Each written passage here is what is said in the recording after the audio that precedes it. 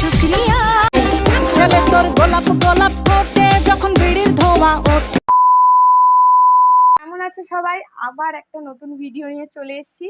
তো দেখতেই পাচ্ছ আজকে একদম শাড়ি টাড়ি পরে রেডি। তো শাড়িটা মা পরিয়ে দিয়েছে।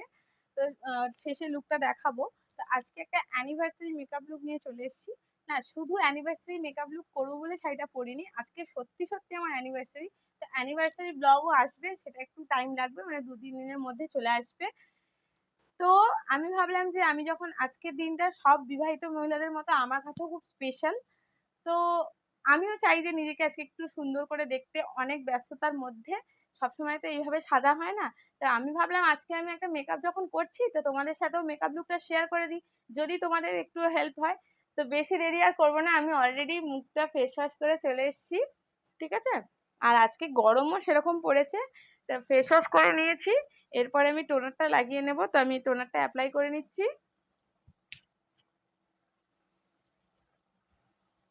তো আজকে যেহেতু খুব গরম পড়েছে, আমি কিন্তু এরপর আর ময়েশ্চারাইজারটা লাগাবো না, ডাইরেক্ট আমি মেকআপটা শুরু করব। তাই আজকে কিন্তু আমি ছোট ছোট ট্রিক্সও তোমাদেরকে বলবো। আর আজকে একটা স্পেশাল আই লুক ক্রিয়েট করতে চলেছি, তাই ভিডিওটা স্কিপ না করে পুরো ভিডিওটা দেখতে থাকো। আশা করি তোমাদের হেল্পফুল হবে তোমাদের জন্য, এবং তোমাদের ভিডিওটা ভালো লাগবে। তো আর বক বক না করে চলো মেকআপটা করা শুরু করে। তো প্রথমেই আমি আমার ফেভারিট NYY এর একটা প্রাইমার, যেটা কিনা মুখটাকে খুবই গ্লো করে, তোমরা জানো আমি আগেও অনেকবার ইউজ করেছি, ওটাকে ইউজ করে নিলাম। এইবার কিন্তু আমি একটা ট্রিক্স ফলো করছি, একটা ভালো লিপস্টিক নিতে হবে, একটু ভালো হতে হবে লিপস্টিকটা। তারপর এইভাবে কিন্তু মুখের মধ্যে লাগিয়ে নিতে হবে, হালকা করে একটা ব্লেন্ডার দিয়ে ব্লেন্ড করে নিলাম।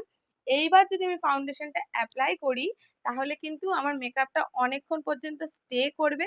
এই ট্রিক্সটা কিন্তু খুবই ভালো হয়, তোমরা একবার করে ট্রাই করে দেখতে পারো। তো আমি ফাউন্ডেশনটা লাগিয়ে নিয়েছি, এবার একটা ব্লেন্ডারের সাহায্যে ভালো করে ব্লেন্ড করে নিচ্ছি। ব্লেন্ডিংটা কিন্তু খুব ইম্পর্টেন্ট, যত ভালো ব্লেন্ড হবে তত কিন্তু মেকআপ দেখতে সুন্দর লাগবে। তো আমি ফাউন্ডেশনটা খুব ভালোভাবে ব্লেন্ড করে নিয়েছি, এবার কিন্তু আমি আই মেকআপটা করব। তার জন্য কিন্তু ফার্স্টেই আমি আইব্রোটা ড্র করে নিচ্ছি। তো একটা আইব্রো পেন্সিল আমি ব্যবহার করেছি, এর আগের মেকআপ লুকটাতেও আমি এই একই আইব্রো পেন্সিল ইউজ করেছিলাম।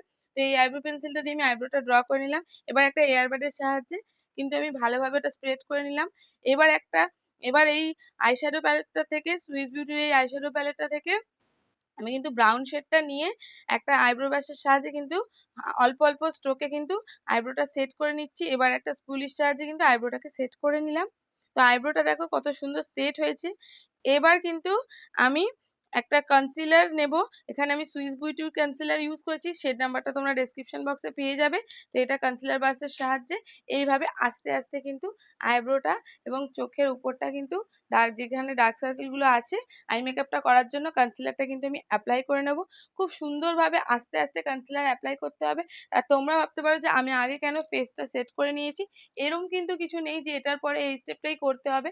মেকআপ যত সুন্দরভাবে ভালোভাবে ব্লেন্ডিং করে করতে পারবে, ততই মেকআপ সুন্দর দেখতে লাগবে।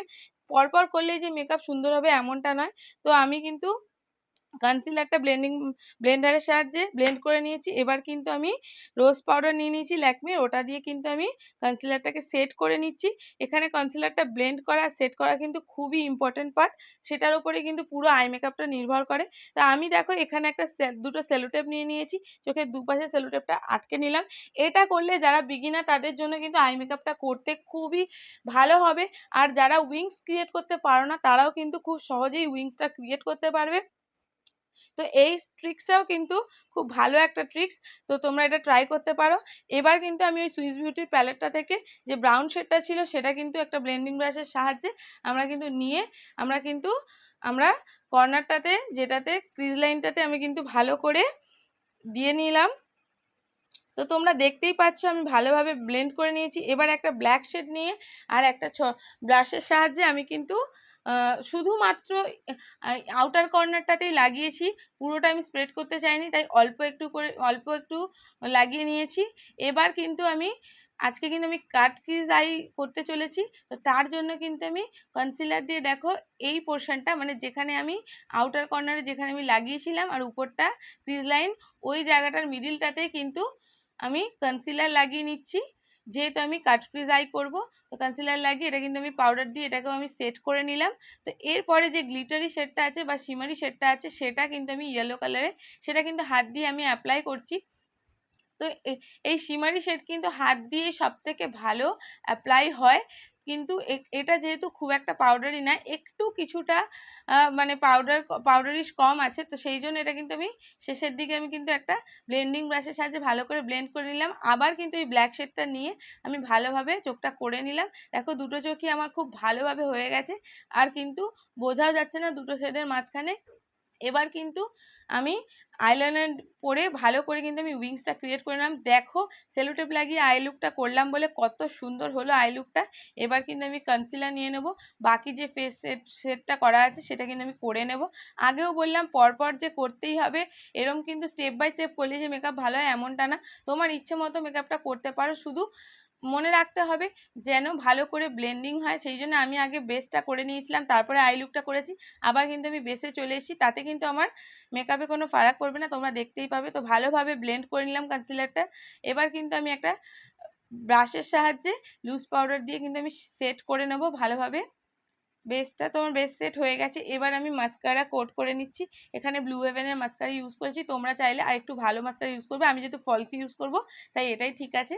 তো এবার আমি ব্ল্যাক আর গ্লিটার শিমারি শেডটা দিয়ে কিন্তু চোখের নিচটাকেও ভালোভাবে ব্লেন্ড করে নেব। তো দেখো আমার চোখটা কিন্তু খুব সুন্দর হয়ে গেছে, আর বেসটাও ভালোভাবে তৈরি হয়েছে। এবার কিন্তু একটা ব্লাশ নিয়ে নিচ্ছি, এখানে আমি স্টেক ইউরির ব্লাশ ইউজ করেছি। তো এই ব্লাশটা আমি কিন্তু ভালোভাবে আমি লাগিয়ে নিচ্ছি।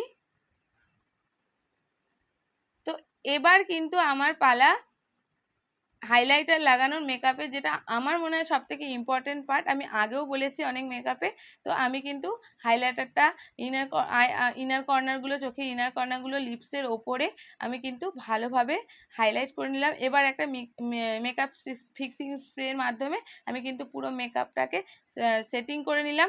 এরপরে আমি ড্যাব ড্যাব করে নিয়েছি যাতে মেকআপটা ভালো করে সেট হয়। তারপর আমি একটা লিপস্টিক নিয়েছি, এখানে আমি একটা ফেস আপের লিপস্টিক ইউজ করেছি। তো এটা রেড ভেলভেট, আমি শেড নাম্বারটা তোমাদেরকে ডেসক্রিপশানে দিয়ে দেবো। তো আমার লিপস্টিকটা পরা হয়ে গেছে, এবার আমি হেয়ার আর অ্যাক্সেসরিজটা করে নেব। তো দেখো আমি কিন্তু হেয়ারটা করে নিয়েছি। তো আমি একটা সিম্পল বান বানিয়েছি, সামনেটা পাফ করেছি, আর তার মধ্যে কিন্তু গোলাপ দিয়ে দিয়েছি। তো দেখো কি সুন্দর দেখতে লাগছে। এবার আমি সিঁদুরটা পরে নেব, হাত দিয়েও কিন্তু তোমরা খুব সুন্দরভাবে সিঁদুরটা পরতে পারবে। দেখো পুরো যেন প্রফেশনাল সিঁদুর পরেছি সেরকম। এটা কিন্তু আমি কোনো ব্রাশ ইউজ করিনি, পুরোটাই হাত দিয়ে করেছি।